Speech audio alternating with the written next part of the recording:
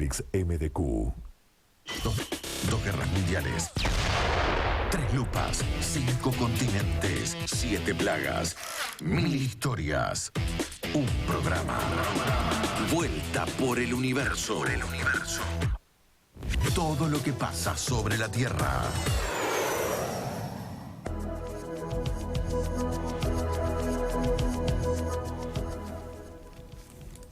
Muy bien, 9-8 minutos, volvemos al aire de Vorterix Mar del Plata 104.5, esto es Vuelta por el Universo, la vuelta por el mundo de las noticias y de la música.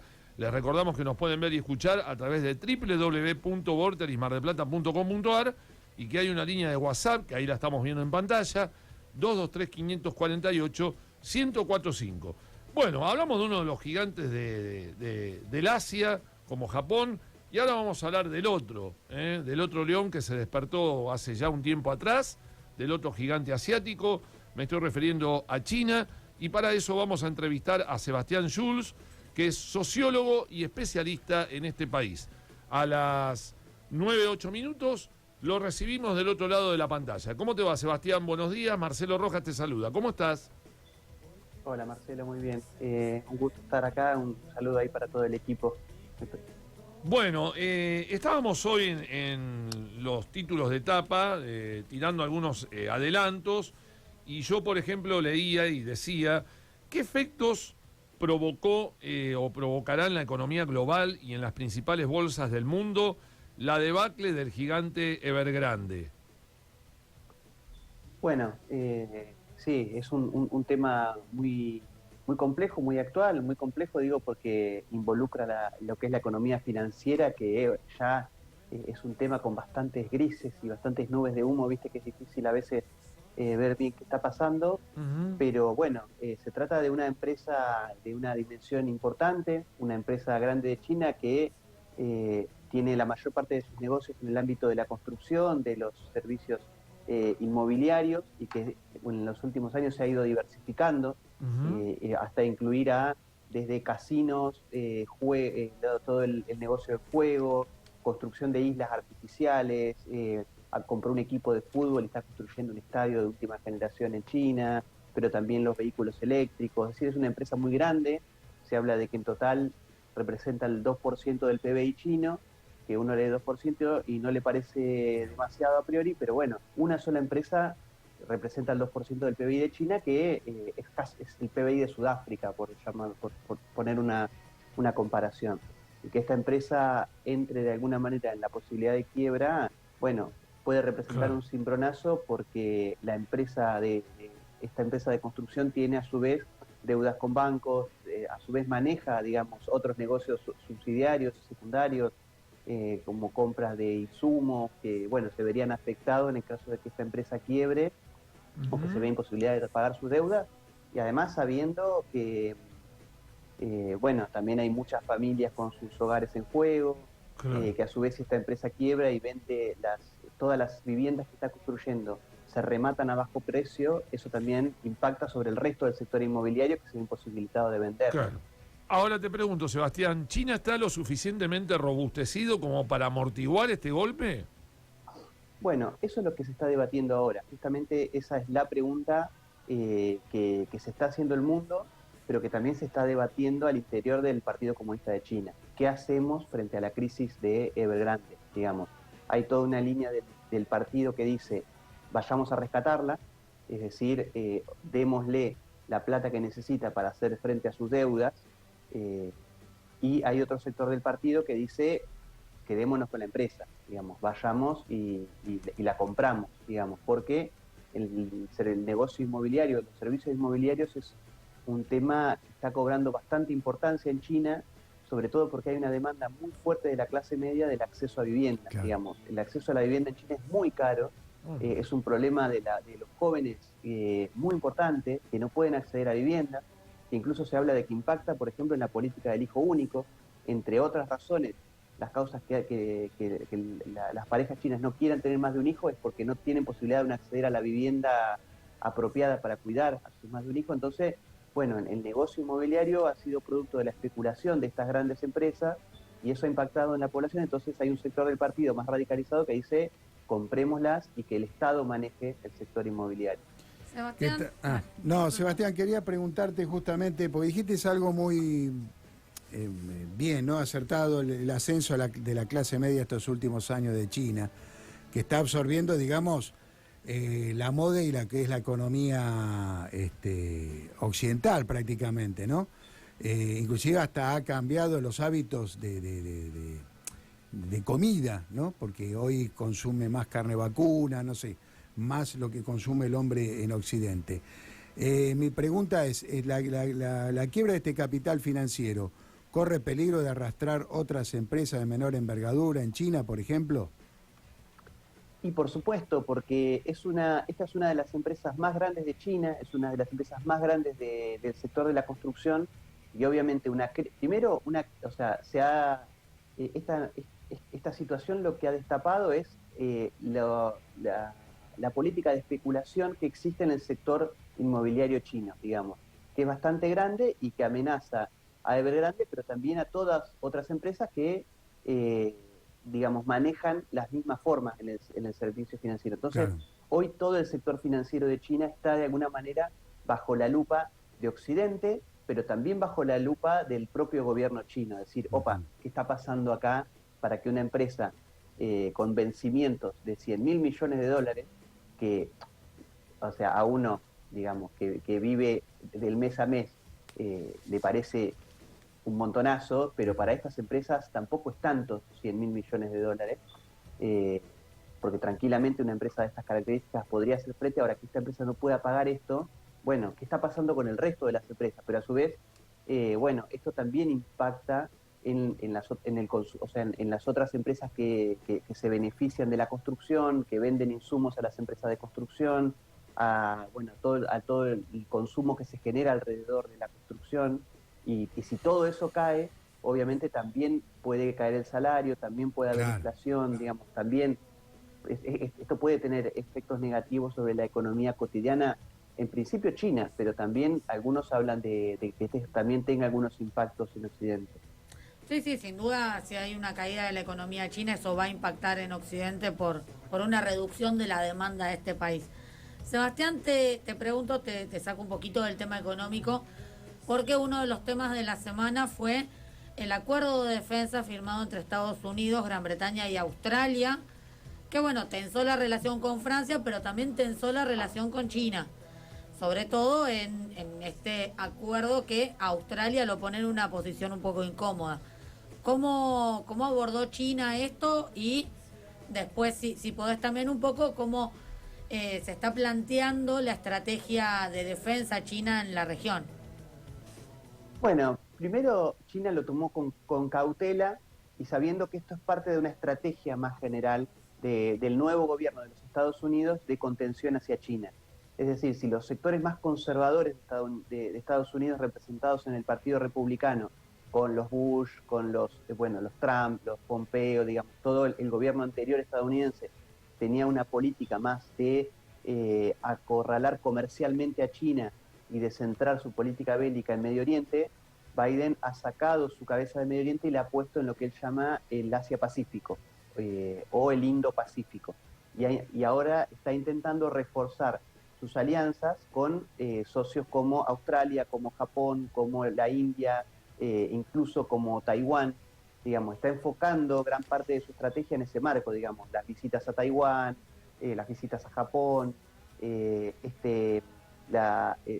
relanzamiento del Quad, esta alianza cuatrilateral de Estados Unidos, con Australia, con Japón, con la India, y ahora este acuerdo para construir submarinos junto con Australia es parte de esta estrategia, que como vos decís, es una estrategia arriesgada, esta política en específico, porque ha tensionado alianzas con aliados, valga la redundancia, tradicionales como Francia, que Francia tenía un acuerdo de construcción de submarinos con Australia, y este acuerdo que deja fuera a Francia de alguna manera ha enojado mucho al gobierno francés, y bueno, obviamente ha generado una preocupación en China, sabiendo que Australia tiene de alguna manera una contradicción, que es que tiene una cercanía geopolítica muy grande a Estados Unidos, pero tiene una cercanía económica tremenda con China.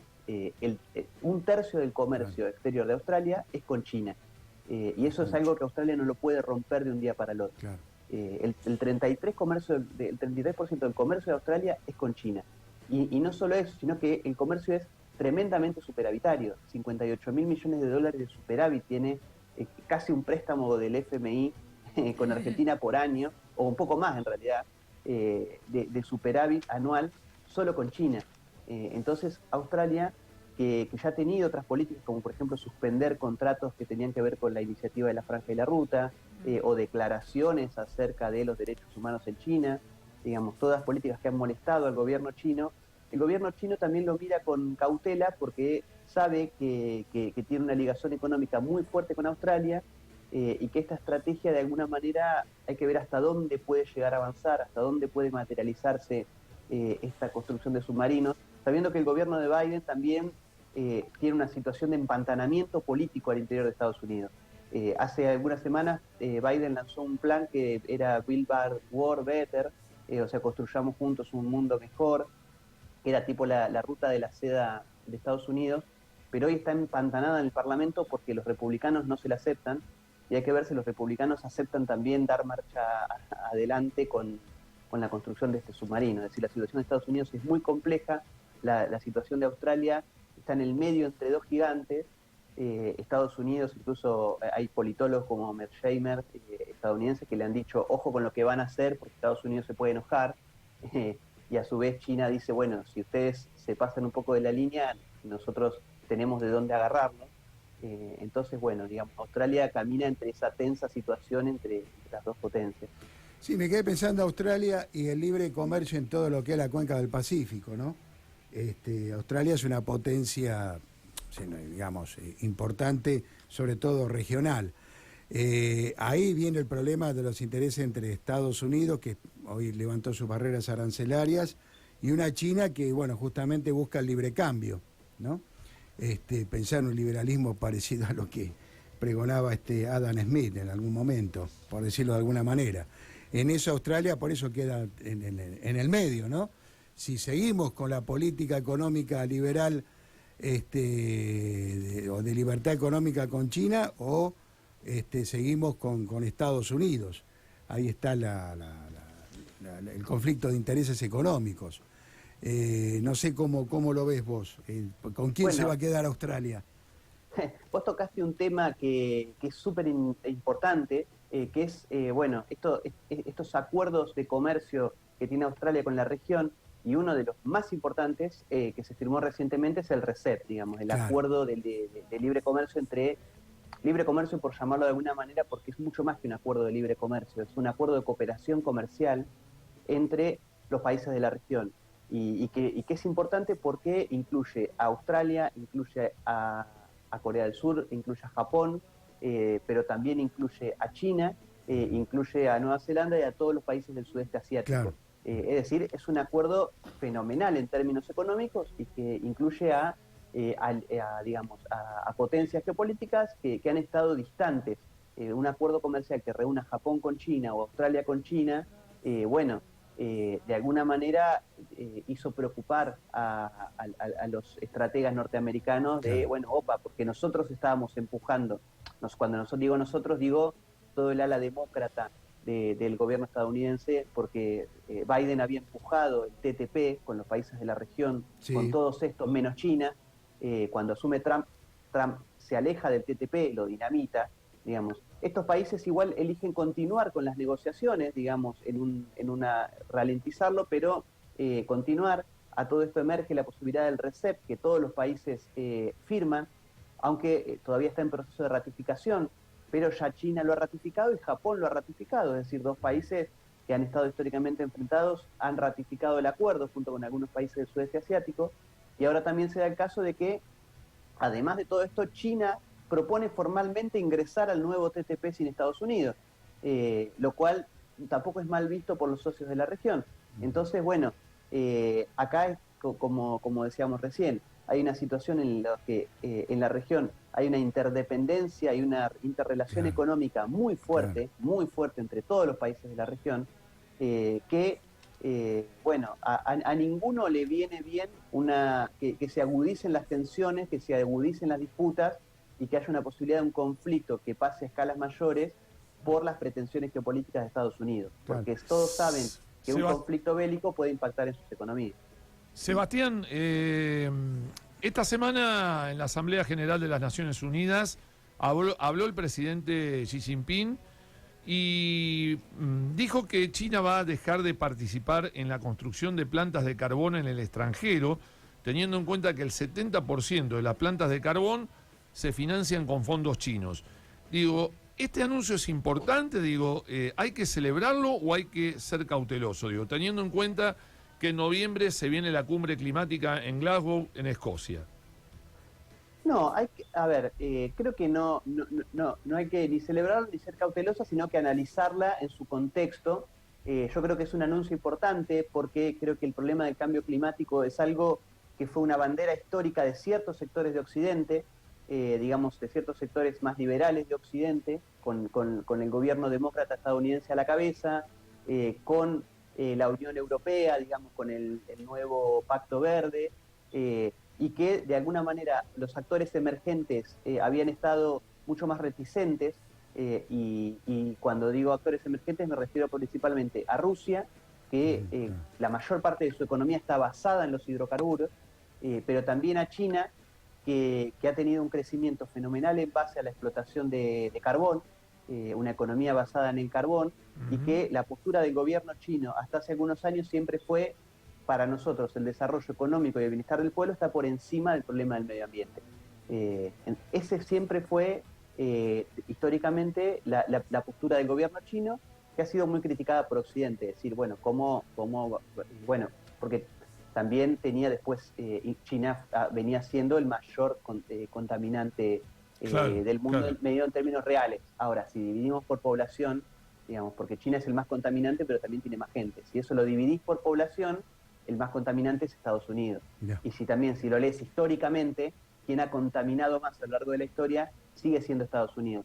Pero ¿cuál es el tema? Que China empezó a tener un problema, que es que, bueno, esa contaminación estaba empezando a tener impactos concretos en su territorio, digamos, las nubes de smog en Beijing, la desertificación de su tierra, que China ya es un país de que por sí tiene poca tierra productiva, digamos, por eso China tiene que importar tremendas cantidades de alimentos, porque China no tiene tierra para darle de comer a su gente, no tiene la tierra productiva necesaria, y a su vez estaba perdiendo proporción de tierra productiva producto de la desertificación. Entonces ahí es donde China invierte la ecuación y dice, bueno, ahora tenemos que empezar a darle de alguna manera importancia a estos temas, y en pocos años se ha convertido en la vanguardia de todo lo que es las economías renovables, digamos. China hoy está en la vanguardia de la producción de autos eléctricos, pero también está impulsando la construcción de energía eólica, energía eléctrica, otro tipo de energías alternativas.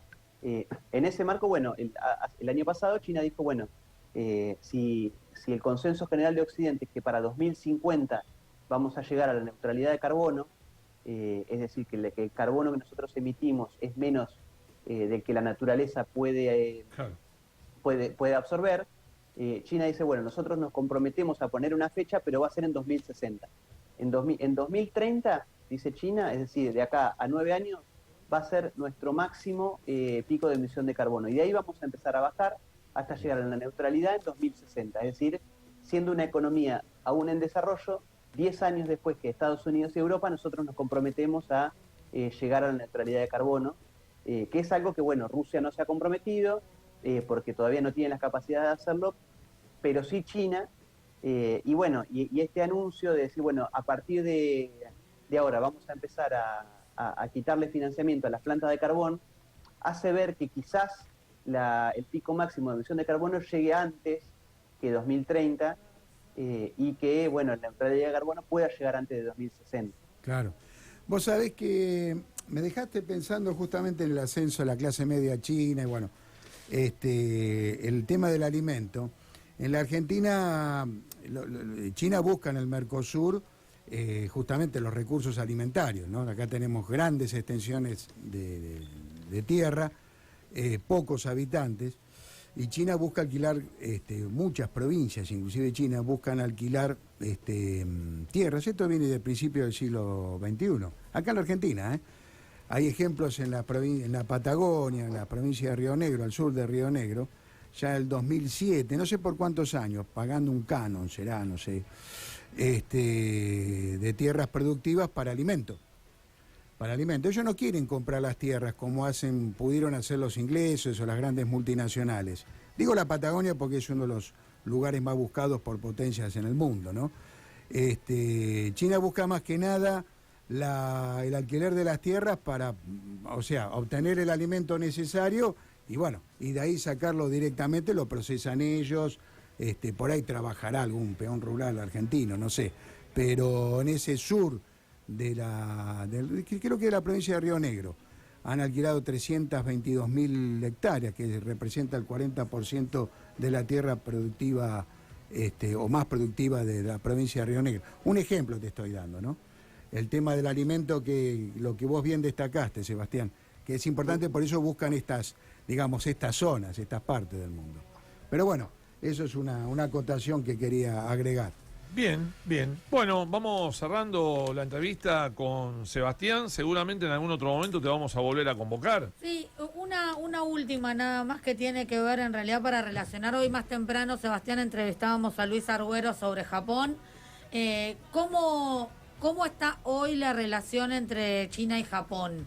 Esta relación, bueno, vos hablabas de un acercamiento en lo comercial, esta importancia de los socios de la región, pero bueno, ¿cómo es hoy ese vínculo entre dos grandes de Asia? Bueno, China y Japón tienen una relación conflictiva desde hace años, digamos, producto de que son dos gigantes que han tenido muchos conflictos, digamos, por un lado por la vocación de alguna manera expansionista de Japón, que en su momento veía a China como su patio trasero, es decir, como como parte para ampliar, como territorio para ampliar sus negocios. El problema es que, bueno, Japón no ha tenido ni tiene la escala para, de alguna manera, contener y dominar a China, pero ha tenido la pretensión, a veces ha podido avanzar, producto de las propias limitaciones internas que ha tenido China en los años del imperio. Y bueno, dentro de la sociedad china, digamos, hay mucha reticencia histórica a Japón, digamos, bueno, está la masacre de Nanjing, en donde se habla de que murieron, digamos, 200.000 personas, aunque algunos dicen que pueden haber sido hasta más, digamos. Hay un recelo de China hacia Japón, como también lo hay de Japón hacia China, que de alguna manera desconoce estos números, pero más allá de los desacuerdos históricos, hay un acercamiento comercial que de alguna manera preocupa a los Estados Unidos porque, digamos, los propios geopolitólogos estadounidenses lo dicen, el propio Zygmunt Brzezinski, que es uno de los principales geoestrategas, en su libro El tablero de ajedrez, dice: Japón es un protectorado estadounidense, digamos, Japón hoy es eso, y un acercamiento entre Japón y China puede desestabilizar los intereses de Estados Unidos en el Asia-Pacífico. Entonces, este acercamiento que está habiendo entre Japón y China, por ejemplo, a partir del RCEP, donde ambos países ya han ratificado el acuerdo, bueno, es visto con preocupación.